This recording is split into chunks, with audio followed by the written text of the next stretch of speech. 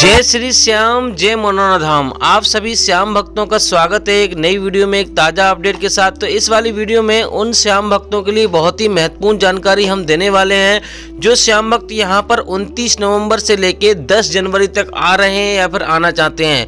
जैसे कि महाराज जी कब से कब तक धाम पर बैठेंगे और कब से कब तक धाम पर नहीं बैठेंगे, कौन कौन से दिन धाम पर बैठते हैं, कौन कौन से दिन धाम पर नहीं बैठते हैं, अभी के टाइम पर यहाँ पर आपको आना चाहिए नहीं आना चाहिए, और यहाँ पर आपको कब आना चाहिए कब नहीं आना चाहिए। और दोस्तों यहाँ पर महाराज जी कौन कौन सी बीमारियां देखते हैं, कौन कौन सी बीमारियां नहीं देखते हैं।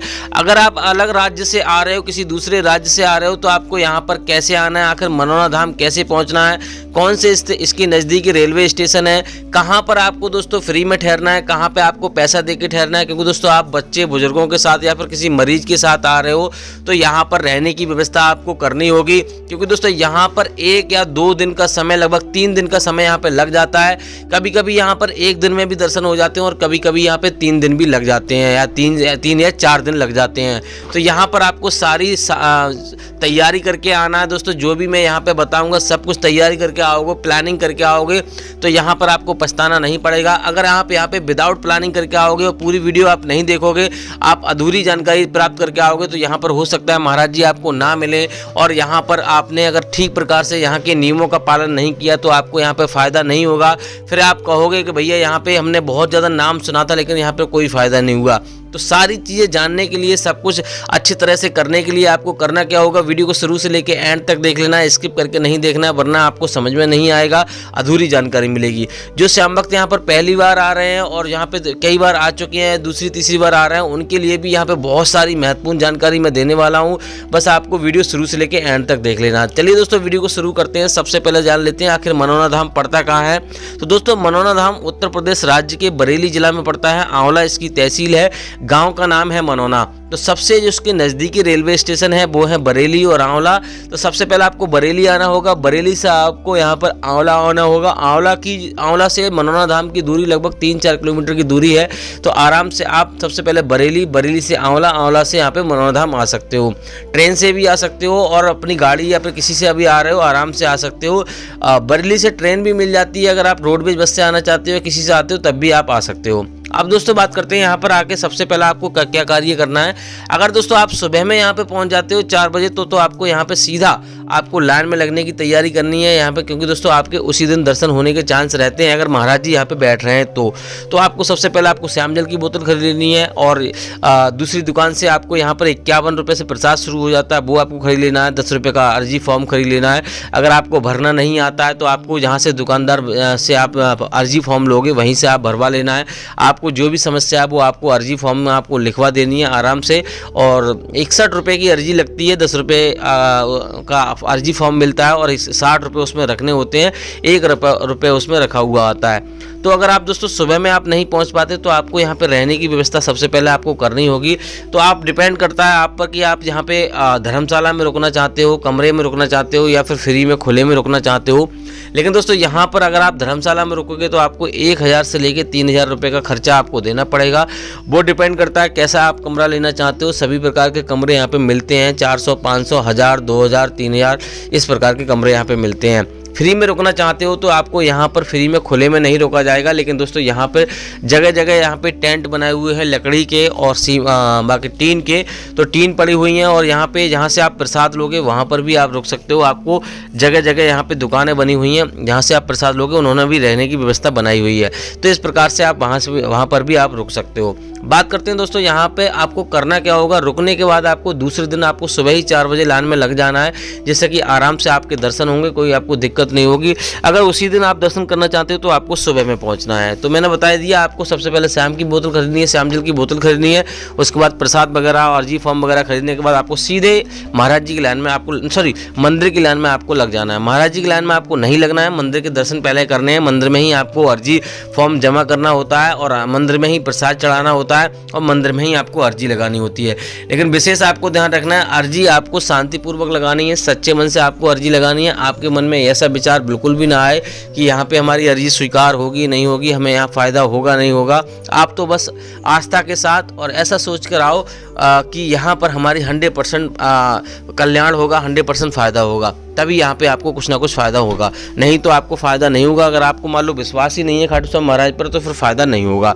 तो अब दोस्तों बात करते हैं यहाँ पे मंदिर के दर्शन करने के बाद आपको करना क्या होगा। यहाँ पर आपको महाराज जी की लाइन में आपको लग जाना है। महाराज जी की लाइन सुबह 4 बजे से लगना शुरू हो जाती है और यहाँ पे आपको लगभग महाराज जी 8 बजे से 9 बजे के बीच में बैठना शुरू हो जाते हैं धाम पर। महाराज जी यहाँ पे आपको श्याम जल आपको पिलाएंगे पढ़कर और थोड़ा सा झारा आपको लगाए देंगे और उसके बाद आपको कुछ नहीं करेंगे, बस इतना ही काम आपको करना होता है। श्याम जल का सेवन आपको सुबह 4:30 बजे से लेके और दोपहर के 11:30 बजे तक आपको कर लेना है, उसके बीच में ही करना है, पूजा पाठ करके स्नान करके। उसके बाद आपको नहीं करना है, उससे पहले आपको नहीं करना है। और विशेष आपको ध्यान रखना है, आपको कभी भी मीट मछली वगैरह वैसी सौदा नहीं करनी है, आपको गैप नहीं करना है, इस बात का भी विशेष ध्यान रखना है। और दोस्तों अगर आप ऑनलाइन श्याम जल मंगाना चाहते हो तो आपको ऑनलाइन श्याम जल आपको नहीं मंगाना। अगर आपने ऑनलाइन श्याम जल मंगा लिया तो आपको यहाँ पर फ़ायदा नहीं होगा, क्योंकि ऑनलाइन श्याम जल यहाँ पर कोई ज़रूरी नहीं है किसी व्यक्ति ने आपको किस तरह से भेजा है और रास्ते में जो व्यक्ति आपको पास लेके जा रहा है कोरियर वाला वो मीट मछली खाता है या नहीं खाता है, कैसा नहीं है, तो ये चीज़ आपको नहीं करनी है, क्योंकि वो खंडित हो जाएगा रास्ते में ही। फिर आप कहोगे भैया हमने सारे काम किए ऑनलाइन ही, हमने पैसा जमा कर दिया, आप कितना भी पैसा खर्च करो। क्योंकि दोस्तों यहाँ पर आपसे कोई भी पैसा नहीं लिया जाता, ना ही महाराज जी ये कहते हैं कि पैसा यहाँ पे जमा करो तभी आपको फ़ायदा होगा। तो आपको पैसे से कोई मतलब नहीं है, आपको यहाँ पर आकर अपना समय देना है और पूजा पाठ करना है, सारे काम करने हैं, तभी आपको यहाँ पर फ़ायदा होगा। अब दोस्तों बात करते हैं आपको यहाँ पे क्या क्या सावधानियाँ आपको और बरतनी है जिससे कि आपको यहाँ पे फ़ायदा पहली बार में ही हो जाए। देखो दोस्तों यहाँ पे मैंने आपको बता दिया, जिन लोगों के साथ पुण्य होते हैं उन लोगों की मनोकामना जल्दी पूरी होती है, जिन लोगों के साथ पुण्य नहीं होते हैं उनको थोड़ा समय लगता है। तो आपको धैर्य रखना है, क्योंकि दोस्तों जाने अनजाने में हर कोई पाप कर बैठता है। हमारे जीवन में छोटे मोटे पाप चलते रहते हैं तो उनका भी फल हमें इसी जीवन में मिल जाता है। तो थोड़ा सा समय लगता है, किसी किसी को जल्दी नंबर आ जाता है, यानी कि किसी किसी को जल्दी फायदा हो जाता है, किसी किसी को थोड़ा सा टाइम लगता है। तो धैर्य भी आपको रखना चाहिए। अब दोस्तों बात कर लेते हैं महाराज जी यहाँ पे कौन कौन से दिन धाम पर बैठते हैं, कौन कौन से दिन धाम पर नहीं बैठते हैं। तो महाराज जी यहाँ पे वेडनेसडे और थर्सडे को धाम पर नहीं बैठते, यानी कि बुधवार और बृहस्पतिवार को धाम पर नहीं बैठते हैं।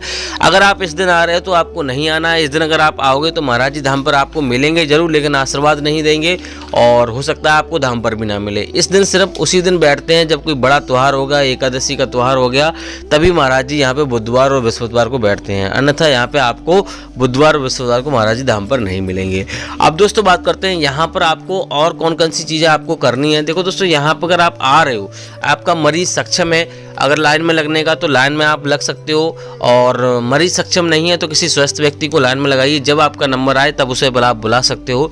और मान लो आप लाइन में लगना ही नहीं चाहते हैं, आपका मरीज बहुत ज़्यादा गंभीर है, तो आप टोकन भी प्राप्त कर सकते हो जल्दी नंबर के लिए, लेकिन टोकन उन्हीं लोगों को दिया जाता है जो ज़्यादा गंभीर होते हैं और इस लायक होते हैं। और यहाँ पर टोकन आपको मिलेगा सोलर प्लांट के नीचे, जहाँ से कमरे की बुकिंग होती है, वहीं से आपको टोकन मिलेगा। छोटे मंदिर के जस्ट सामने धर्मशाला बनी हुई है, तो वहीं से आपको गली गई है साइड से सीधे हाथ पर, तो वहाँ से आपको टोकन मिलेगा।